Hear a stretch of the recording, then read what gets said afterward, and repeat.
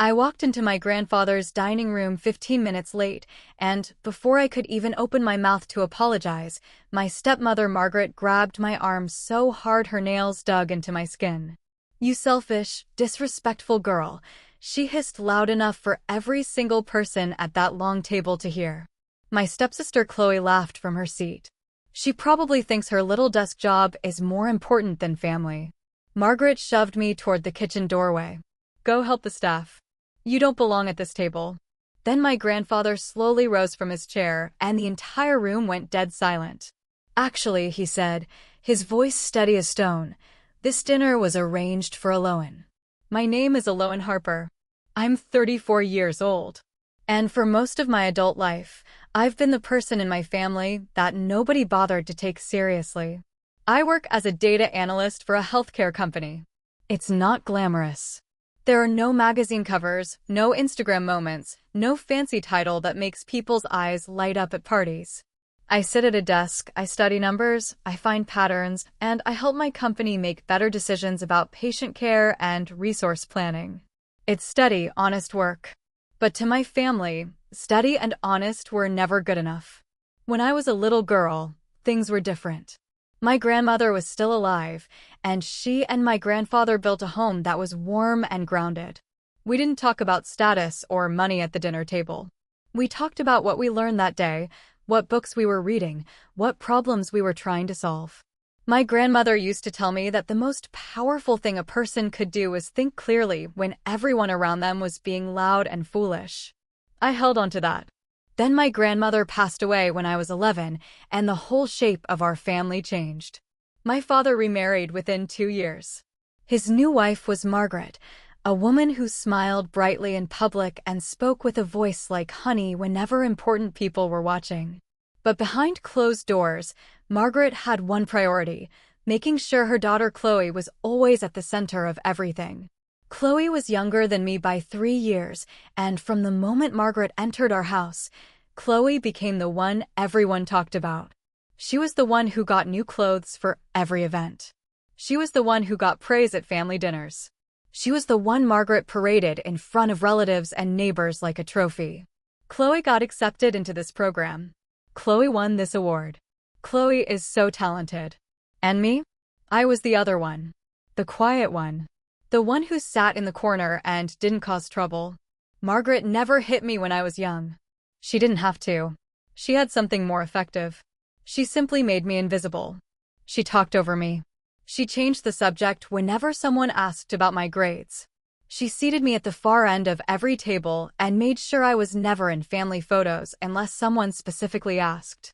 Over time, I stopped expecting anything from her. I moved out the day I turned 18. I worked part-time jobs through college. I paid for my own apartment, my own education, my own everything. I never asked my father or Margaret for a single dollar, and they never offered. The only person who kept me connected to that family was my grandfather. He called me every Sunday. He asked me real questions about my work, my goals, my life. He remembered things I told him months earlier and followed up. He never made me feel like I had to perform or prove my worth just to sit across from him. So when he invited me to family gatherings, I showed up. Not for Margaret. Not for Chloe. Not for any of the relatives who looked through me like glass. I showed up for him. Looking back, I realize I spent over a decade quietly building skills that nobody in my family understood or cared about. I learned financial modeling. I studied investment analysis. I became someone who could look at a spreadsheet and see a story that most people would miss. None of that impressed Margaret or Chloe. To them, I was just a woman who typed numbers into a computer. They thought I was the least successful person in the room. But they had no idea what I'd been doing behind the scenes. If you've ever felt like an outsider in your own family, I want you to know that I understand exactly how that feels. It's a strange kind of loneliness when the people who are supposed to support you are the same ones who dismiss everything you've worked for, simply because it isn't flashy or loud. If you've ever been underestimated by the people closest to you, please stay and hear what happened next. I think this story might mean something to you. If you enjoy stories about resilience and quiet strength, go ahead and subscribe to this channel right now. And let me ask you something honestly. Have you ever shown up for family who never respected what you do? If you have, drop a like on this video and share your experience in the comments. I read every single one. The dinner that changed everything happened on a Saturday evening in late October. The leaves outside my grandfather's estate had turned deep orange and red, and the air smelled like wood smoke and damp earth. My grandfather's house was a large stone property surrounded by old oak trees, the kind of place that felt like it had been standing for 100 years and planned to stand for 100 more. Margaret had been telling everyone for weeks that she organized the dinner. She called relatives personally. She selected the menu. She arranged the seating. She even hired a catering company and made sure fresh flowers were placed on every surface. To anyone watching, it looked like Margaret was the devoted wife hosting a beautiful family evening. In reality, Margaret loved these events because they gave her an audience. I wasn't planning to be late. I had left work on time, but 20 minutes before I was supposed to walk out the door, a critical error appeared in a dataset I was responsible for. Patient allocation numbers were wrong, and if they went into the next morning's report uncorrected, real people could have been affected. I stayed and fixed it. It took me 45 minutes. By the time I pulled into my grandfather's driveway, dinner had already started. I could hear voices and laughter through the heavy front door. I smoothed down my coat, took a breath, and walked in. The dining room was full. There had to be 25 people at the long table, relatives from both sides, a few family friends, and Margaret sitting near the head like she owned the place. Chloe sat beside her, wearing a dress that probably cost more than my monthly rent. The moment I stepped through the doorway, Margaret's eyes locked onto me. The room didn't go quiet all at once. It happened in stages. First, Margaret stopped talking. Then Chloe noticed. Then the people near them turned to look. Within 5 seconds, every pair of eyes in that room was on me. "You're late," Margaret said. Not quietly. Not privately. She said it like an announcement. I opened my mouth to explain, but she was already pushing her chair back. She stood up and walked toward me, and the sound of her heels on the hardwood floor felt like a countdown. "Do you have any idea how disrespectful this is?" she said, grabbing my arm. Her grip was tight, and her fingers pressed into my skin hard enough to leave marks. "Your grandfather is sitting right there, and you can't even bother to show up on time." "I had a work emergency," I said. "I came as fast as I could." "A work emergency," Chloe repeated from the table, her voice dripping with sarcasm. She looked at a cousin sitting next to her and smirked. "She probably stayed late because she doesn't have a real life to come home to." A few people laughed. Not loudly, but enough. Margaret leaned closer to me. "You know what? Go help the catering staff in the kitchen. You obviously don't belong at this table." Then she shoved me. Not gently. Not a nudge. She put her hand flat against my shoulder and pushed me toward the kitchen doorway hard enough that I stumbled. The room went completely silent. I caught my balance and stood there, staring at the floor. I could feel the heat rising in my face. Every instinct I had was telling me to turn around and leave. Walk out the door, get in my car, drive home, and never come back. But then I looked across the room and saw my grandfather. He was sitting at the head of the table, watching everything. His expression was calm, but his eyes were sharp. He gave me the smallest nod, so slight that no one else would have noticed. I stayed. I walked to the far end of the table where there was an empty seat, pulled out the chair, and sat down without saying a word. Margaret smoothed her dress and returned to her place, looking satisfied. She picked up her wine glass and smiled at the relatives nearest to her. "I'm sorry about that," she said. "I've worked so hard to make tonight special. I planned everything myself because I believe family traditions matter." She talked for another 2 minutes about the menu, the decorations, the effort she put in. People nodded politely. Then my grandfather cleared his throat.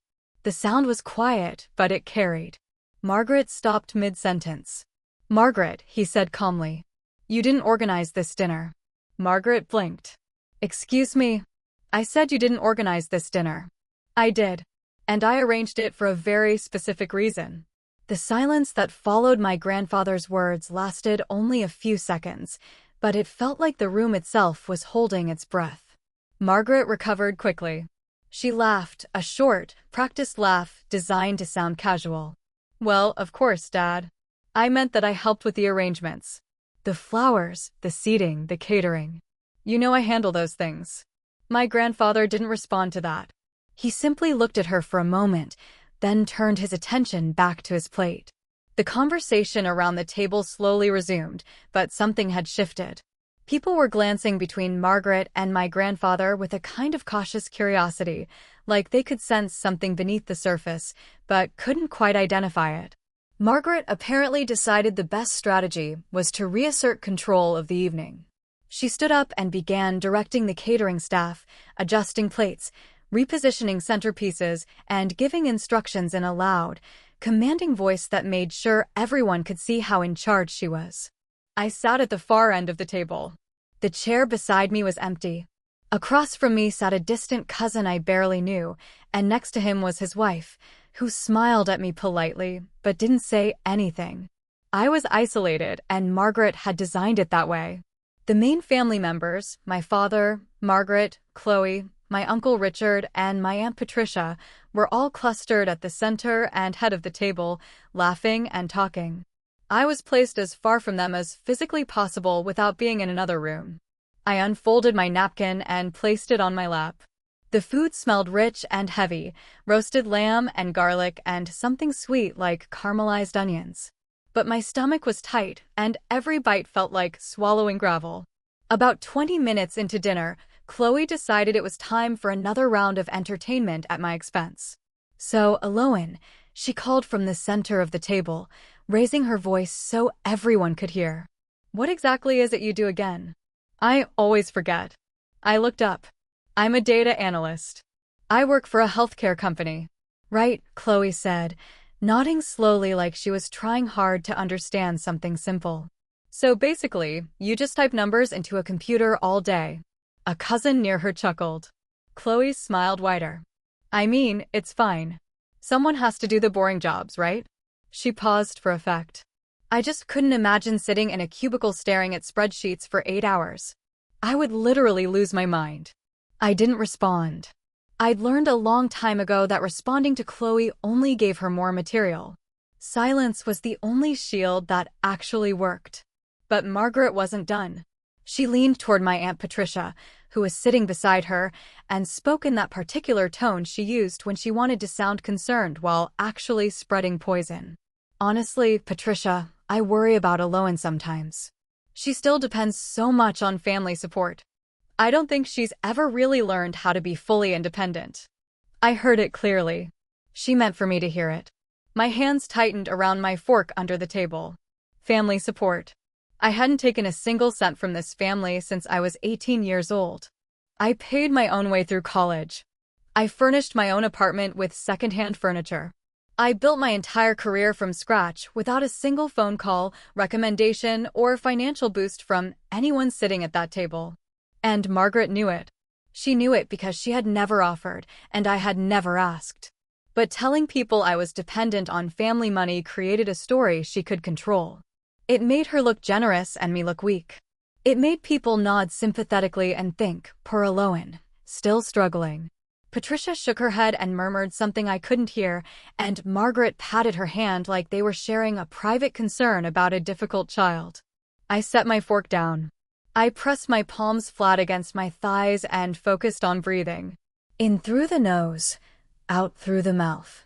The clock on the wall behind me ticked steadily, and for a moment that sound was louder than anything else in the room. Around me, the conversation shifted to money. My uncle Richard brought up the estate, asking casually about property values and maintenance costs. Margaret jumped in immediately. I've been looking into some options for the estate, she said, folding her hands together like a CEO addressing a board meeting. There are some incredible development opportunities in this area. If we approach it correctly, this property could be worth 3 times its current value within 5 years. Chloe nodded enthusiastically. I've already been looking at designers. Once I have more say in things, I want to completely redo the East Wing. Modern finishes, updated lighting, maybe convert the library into a lounge area. I watched my grandfather while they spoke. He didn't react. He didn't argue. He didn't correct them. He simply listened, eating his dinner slowly, his eyes moving from one person to the next like a man cataloging every word. There was something about the way he watched them that I recognized. It was the same way I studied data at work. Patient. Methodical. Waiting for the full picture to emerge before drawing any conclusions. He was observing them. Measuring them. And I had a feeling that what he saw was exactly what he expected. What nobody at that table knew, what Margaret and Chloe and all those relatives sipping wine and laughing at my expense had absolutely no idea about, was that I had been working with my grandfather privately for over a year. It started with a phone call on a Sunday evening, like all our conversations. But this one was different. He didn't ask me about my week or what book I was reading. Instead, he said, "Elowen, I need your help with something, and I need you to keep it between us." He told me he had been reviewing some of the investment decisions connected to the family estate.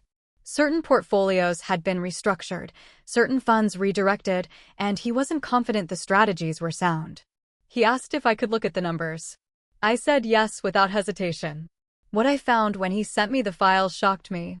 Whoever had been advising on the estate's investments, and I later learned Margaret had inserted herself into many of those conversations, had pushed toward high-risk, short-term strategies that looked impressive on paper but were dangerously unstable.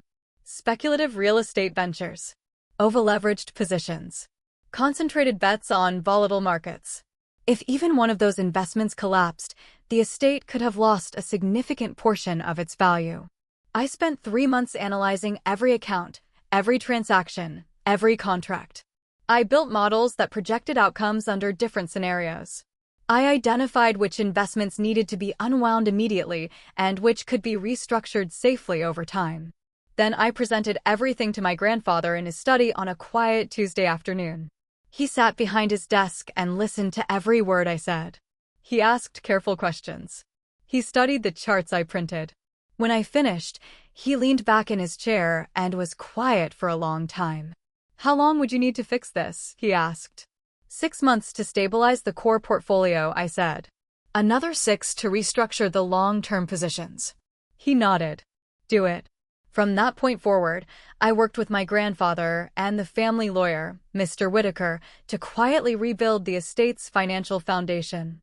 We moved assets into diversified, low-risk positions. We closed out the speculative ventures Margaret had pushed for. We created protective legal structures that ensured the estate's value couldn't be jeopardized by any single person's reckless decisions. My grandfather asked me to keep everything confidential. He wanted to see how the family behaved when they believed things were unchanged. He wanted to know who was interested in protecting what he built and who was interested in spending it. I understood. I kept my head down. I continued showing up to family events, sitting at the end of the table, absorbing Margaret's insults and Chloe's mockery without saying a word. And the whole time, I was quietly safeguarding everything they assumed would one day be theirs. Tonight's dinner, I was beginning to realize, wasn't just a family gathering. My grandfather had arranged it for a reason. And the reason was sitting at the far end of the table, invisible to everyone except the one person whose opinion actually mattered. Mr. Whitaker was already in the house when I arrived that evening. I had noticed him standing near the hallway when I walked in, a tall man in his 60s with gray hair and a dark suit that he always kept perfectly pressed. He had been the family lawyer for over 30 years, and he was one of the few people in my grandfather's circle who treated me with genuine respect. Before Margaret started her performance, before the arm-grabbing and the shoving and the public humiliation, Mr. Whitaker had caught my eye in the hallway and given me a quiet nod. "Everything is ready," he said softly. "Don't worry about the noise tonight." I didn't fully understand what he meant at the time, but I trusted him. Mr. Whitaker had been instrumental in the restructuring. He reviewed every legal document I prepared. He verified every change to the trust.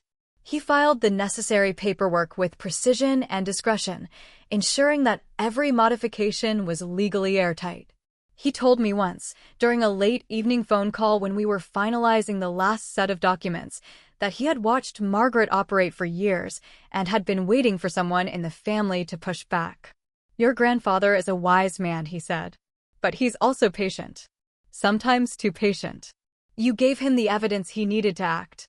Now, sitting at the dinner table, I could see Mr. Whitaker positioned near the doorway to my grandfather's study.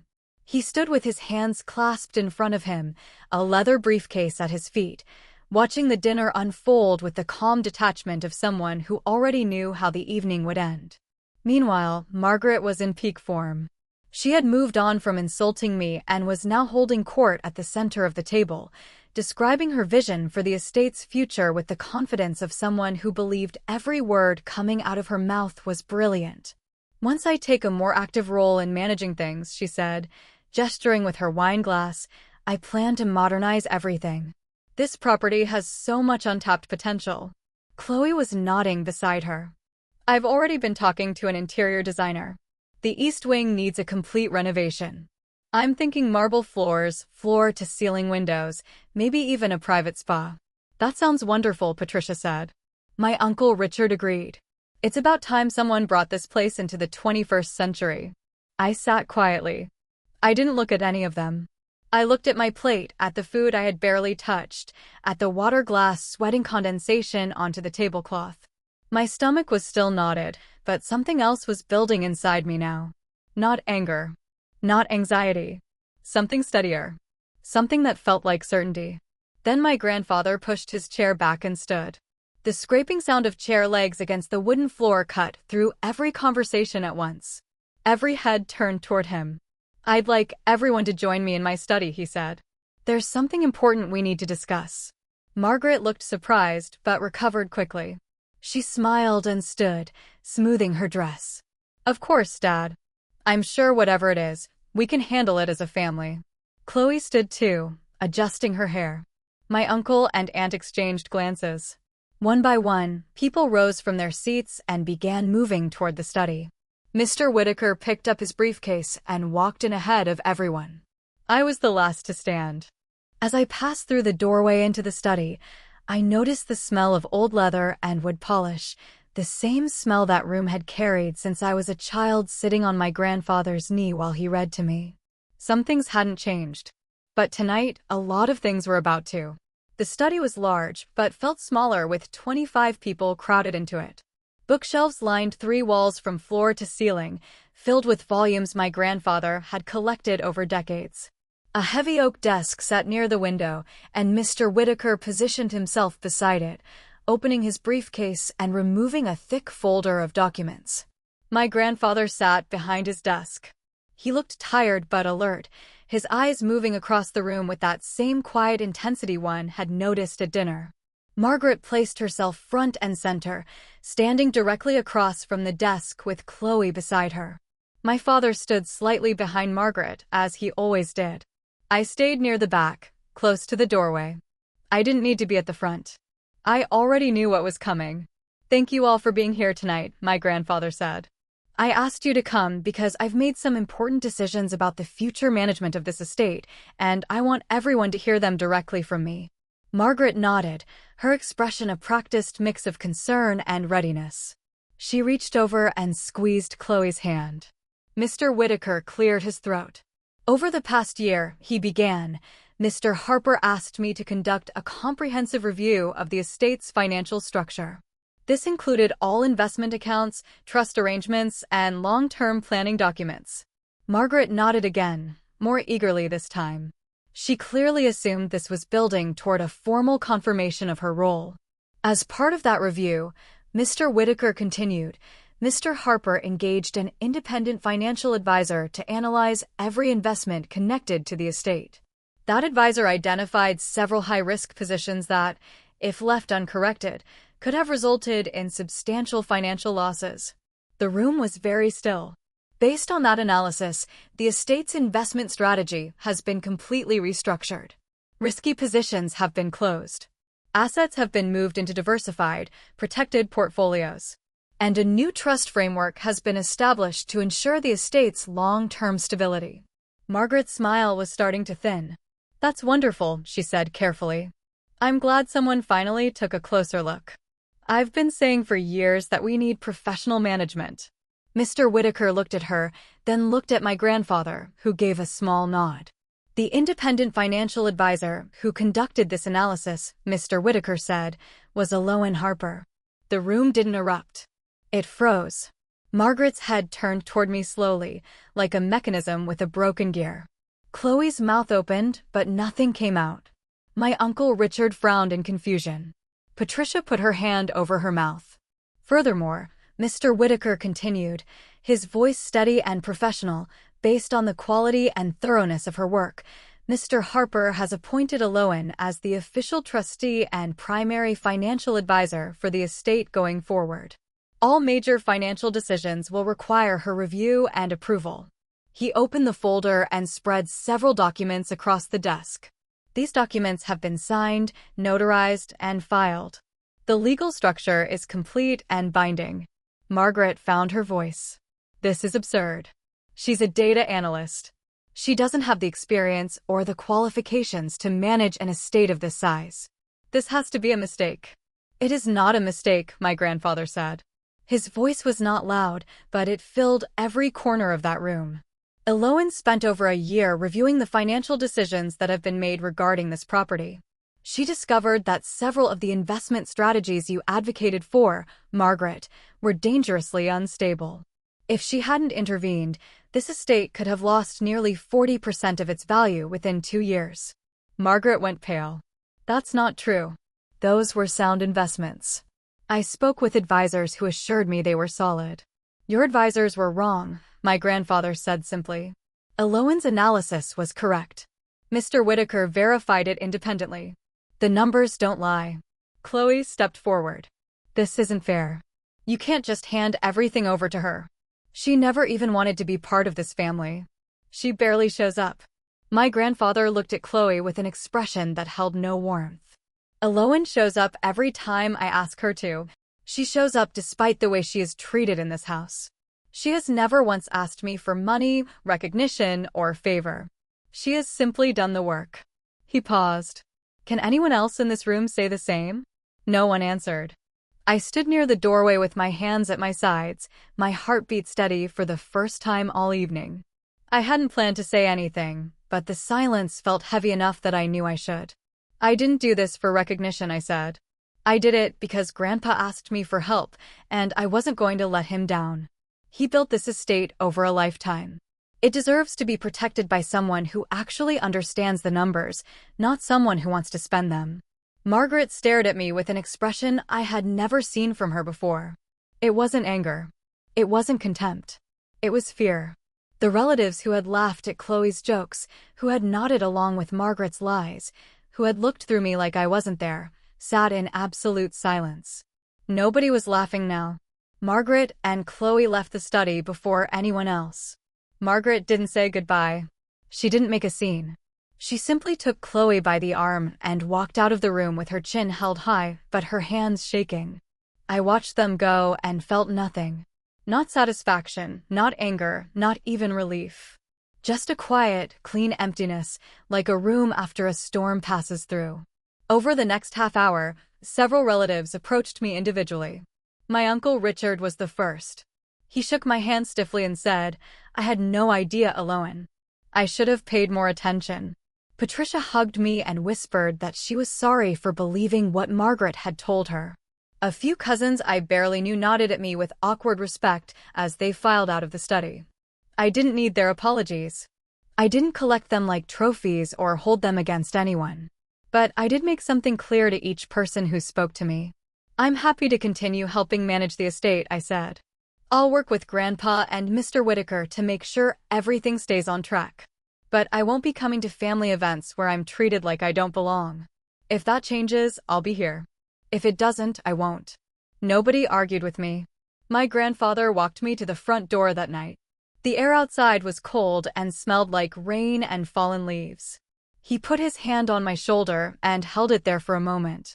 Your grandmother would have been very proud of you, he said. I smiled. It was the first real smile I had managed all evening. She's the one who taught me to be stubborn, I said. He laughed softly. She certainly did. I drove home that night with the windows cracked open, letting the cold air fill the car. The radio was off.